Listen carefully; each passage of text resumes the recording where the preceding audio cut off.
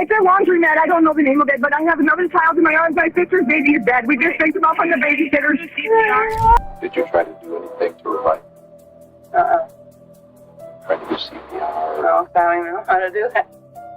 A mother unknowingly carried the body of her 2-month-old baby into a laundromat and stayed there for over an hour, completely unaware that the babysitter had accidentally killed the child and returned him to her as if nothing had happened. This heartbreaking incident occurred in Wausau, Wisconsin. At 9:37 a.m., Heather and her sister brought their children to a self-service laundry. While they were busy sorting clothes, Heather assumed her 2-month-old son, Benson, was peacefully sleeping, but something soon felt off. Her sister noticed that Benson's lips seemed tightly closed. When they checked on him more closely, they found his body cold to the touch and his lips turning purple. Panic set in as Heather began performing CPR, while her sister quickly called 911 for help. County 911. Please, I'm at the laundromat on the corner of 3rd and Union. Please. At the corner of the laundromat on the corner. It's just, stop. 923, 923, 3rd Ave or something, Narrow Ave or something. I'm not sure. Okay, 3rd Ave and Narrow Ave are very different places. Which one are you at? Heather, it's a laundromat. I don't know the name of it, but I have another child in my arms. My sister's baby is dead. We just picked him up on the babysitter. There's CPR on that baby. We don't know how. Is he? You have him on his back? Yep, he's on his back. Okay, I need you to tip his head back. It's freezing cold. Tip his head back, Heather. Tip his head back. Like that. I need you to blow into his mouth. No, close. Nose. Into his nose. Emergency responders arrived shortly after. Tragically, baby Benson showed no signs of life. According to the autopsy report, the cause of death was a blunt force head injury. Additionally, Benson's tailbone was found to be fractured and misaligned. At this point, police launched an investigation to uncover what had happened to the baby. What exactly happened? We just picked him up from the babysitter. I took him out of there and he was cold. Heather told officers she had recently picked up Benson from his babysitter. The babysitter, Marissa, had dressed the baby in a warm zip-up onesie and mentioned he was sleeping. Based on this testimony, police quickly secured an arrest warrant and headed to Marissa's residence.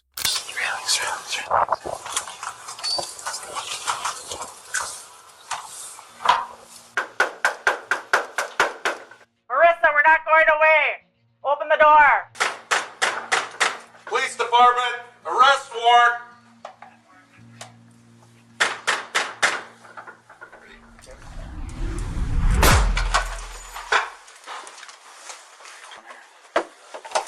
What's up, police? Anybody in here? Kids' room. Show me your hands, anybody? Marissa wasn't at home. Using cell tower data, police tracked her phone to a nearby motel. Morning, Adam. Morning. When they arrived, they were greeted by her boyfriend, Adam, who seemed unaware of the situation and reacted with irritation to the officer's presence. Is Marissa here? What are you guys doing here? Please, Adam, just cooperate with us, okay? We'll explain everything in a second. Well, you already charged her. What the Adam, stay here. No. You guys are harassing the hell out of us. And she already got charged. We'll be at court. Why you gotta come here? Well, because we need to talk to her about something new. Something new? Yep. Marissa, I need you to wake up. Why are you guys here? Because we wanted to get away. We got it. From what? Everything. Isn't it against the law to come stay at a hotel room for the night? Can you get up so I can talk to you? Inside the motel room, police found Marissa sound asleep. She showed no visible signs of distress over the tragedy that had just occurred. Marissa was brought in for questioning, and her behavior deeply unsettled the investigators. This is a very important conversation we're about to have, okay? Tell me about taking care of him today. Oh, I was just watching him, and UT was fine. Did you feed him, or? I fed him once, and then he slept, and, well, we went outside when they first got there a little bit, so, because it was You nice and out. the kids? Yep. Okay. Mm-hmm. Was he dressed in what? He was dressed in a snowsuit and a blanket. Okay. And then you were home alone, and then what time did Adam get home? He got home at like almost, I don't know, maybe 6:30 or something like that. Where was he at? He was hunting. Okay. And then what What did you guys do after that? After Adam got home? We went to eat a little bit after he got home. Where'd you go? McDonald's. Which one? The one over by the courthouse. Okay. Go inside through the drive-thru? We went inside. Okay. How long did you stay there?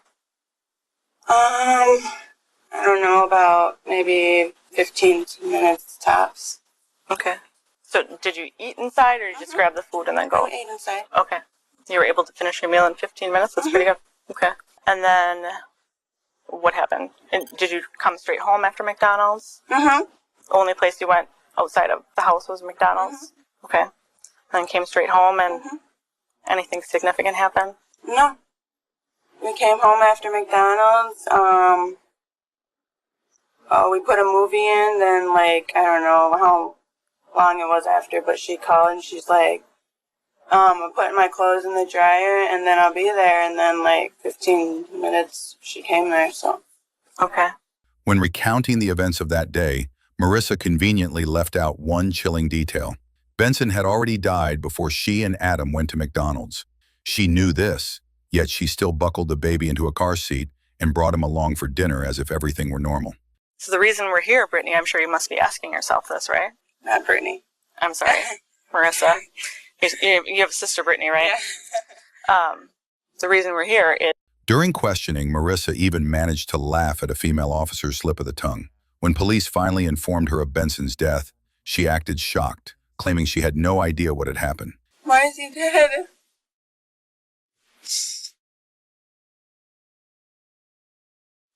We were hoping that you could shed some light on that. I don't know what it is. And I need you to tell me what happened. I don't know what happened. This is the most important conversation you will ever have in your life. I'm telling you. I don't. No, you're not telling me. You didn't tell me last time, and you're not telling me now, and I need you to tell me the truth. Heather deserves to know what happened. However, this wasn't the first time Marissa had been involved in troubling incidents with children. In 2017, she was charged with causing a skull fracture in a 3-month-old baby she was babysitting. The charges were dropped for unknown reasons. Then in August 2018, just 2 months before Benson's death, she was caring for a baby girl who ended up with visible scratches on her nose and body. Marissa claimed the baby fell off the couch, but a child abuse expert testified in court that the injuries didn't match such a fall. She was then charged with child abuse and legally barred from caring for children. Heather deserves to know what happened. I know. What?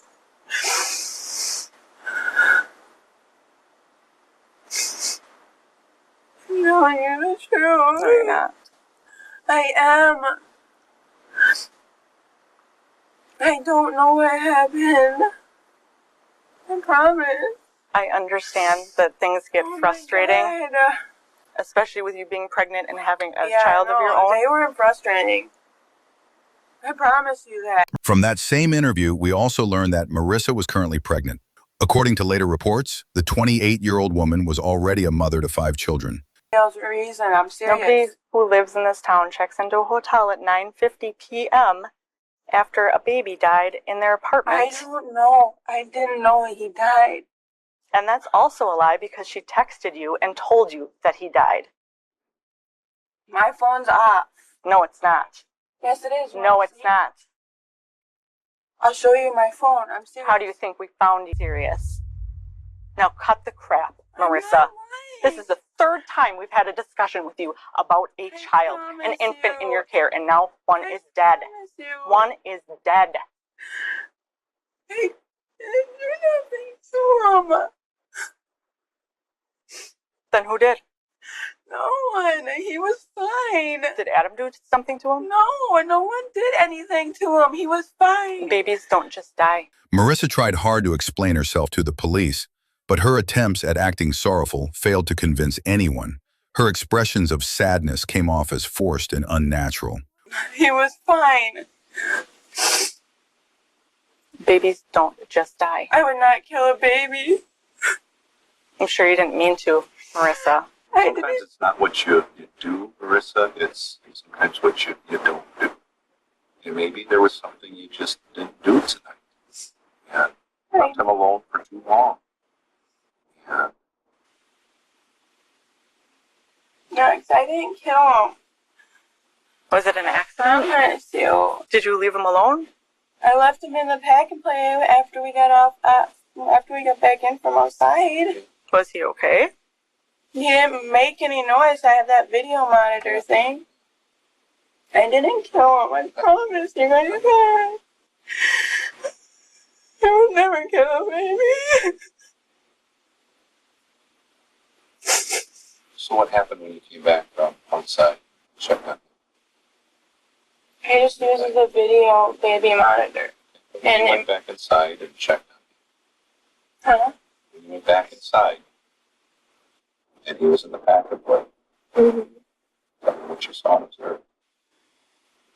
I use the baby monitor, and when he like makes a noise, you can hear it. And I didn't hear anything, so. But I didn't kill him. At what point did you realize that he was dead?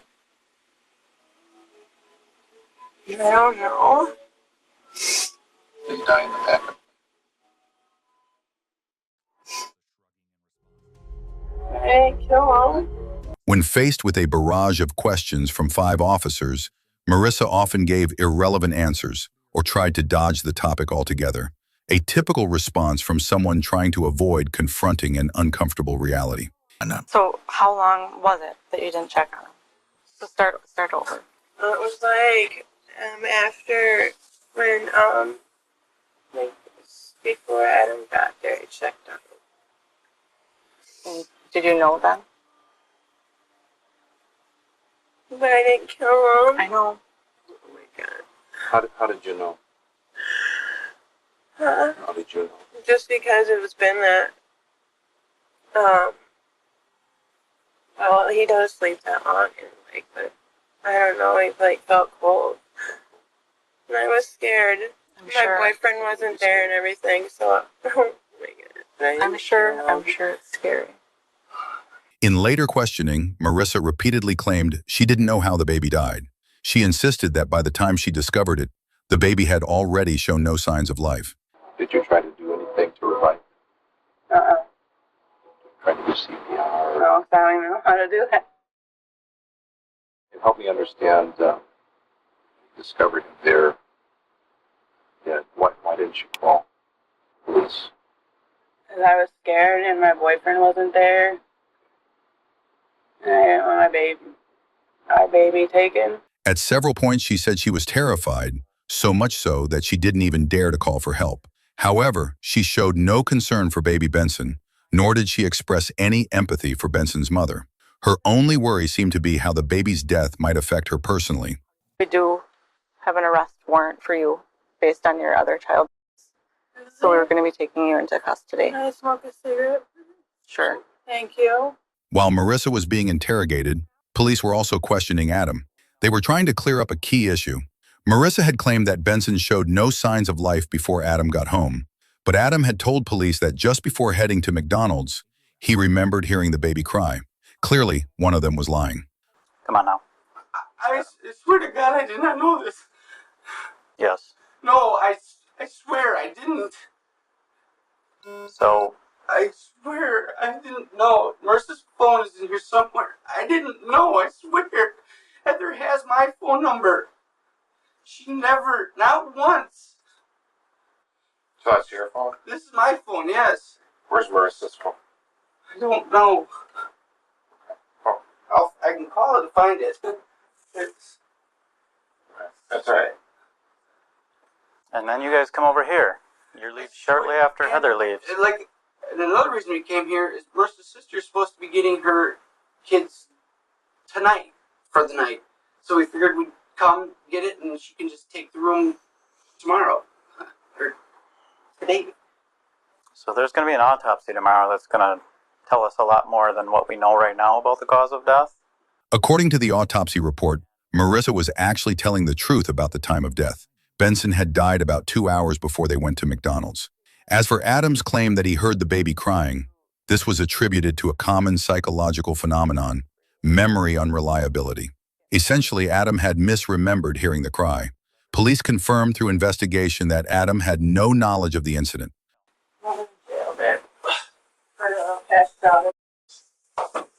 You know what's going on, right? What is going on? The next day, detectives brought Marissa back into the interrogation room, hoping to appeal to her conscience and break through. They made every effort to get her to reflect on her actions and feel empathy. But as we've seen, no matter what tactics the detectives used, Marissa stuck to her claim that she didn't know what had happened. Similarly, the other two cases I've covered before involved suspects who refused to cooperate or confess. One case involved a mother who hid her dead child's body in a trash can so she could keep receiving benefits after the boy accidentally shot himself. The other case was about a gambling-addicted mom who left her 25-week-old infant in a car for 6 hours in 100 degrees Fahrenheit, 38 degrees Celsius heat. You can check out both cases at the link at the end of the video. Back to this case. Despite the fact that no one else was present but her and Benson, and despite medical evidence showing multiple blunt force injuries to the baby's head, Marissa continued to insist she had no idea what had happened. You like to think that you're not some cold-blooded person. I'm not. And I want to believe that you do genuinely love children. I see it with you in person. I see it with the baby that you're carrying. And I'm sure you had a bond with Benson because he's been watching you for quite a while. Was it an accident, Marissa? I don't know what happened. Like I said, Did he fall? I asked you. not when I was around. He didn't fall. Well, you were the only one there, right? I know. Yes. Hurt badly. I want to believe that it was an accident and you're not a monster. I'm not a monster. Please explain. Well, then it must have been an accident. Like I said, I just fed him, burped him, changed him, put him in the thing. And when did he hit his head? He didn't hit his head. He hit his head. I don't know how he would have hit his head. Who could have hit him in the head? I don't know. Could he have fallen? I'm asking you. No, I was around. I mean, he didn't just fall without anybody around and nobody noticing and then put himself back in the packing place. Please, as a mother, she deserves to know what happened to you. And this is your last chance to tell me the truth. Otherwise, I am left to walk out here and tell Heather. But apparently Marissa is a monster.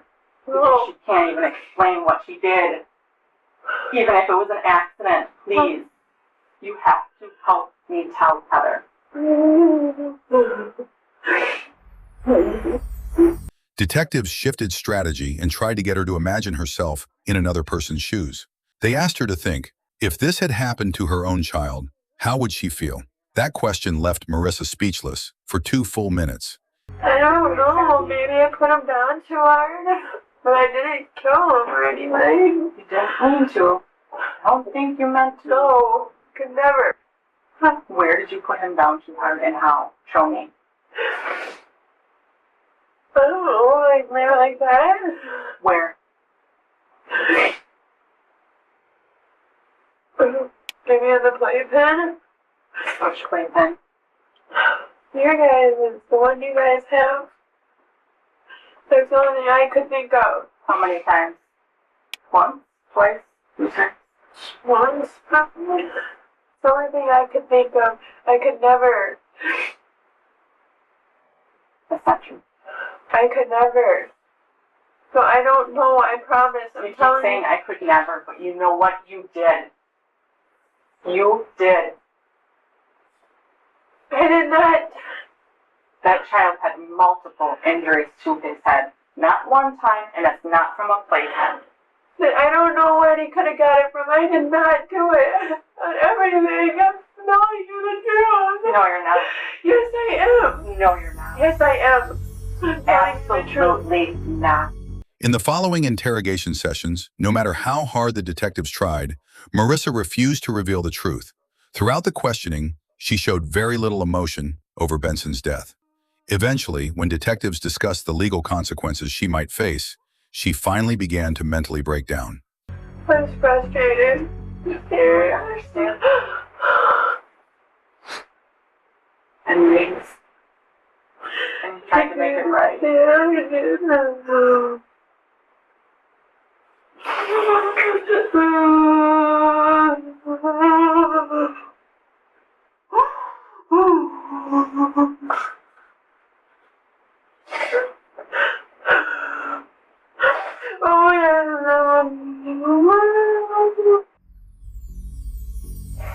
After several court sessions, Marissa was sentenced to 40 years in prison for first-degree manslaughter and child abuse.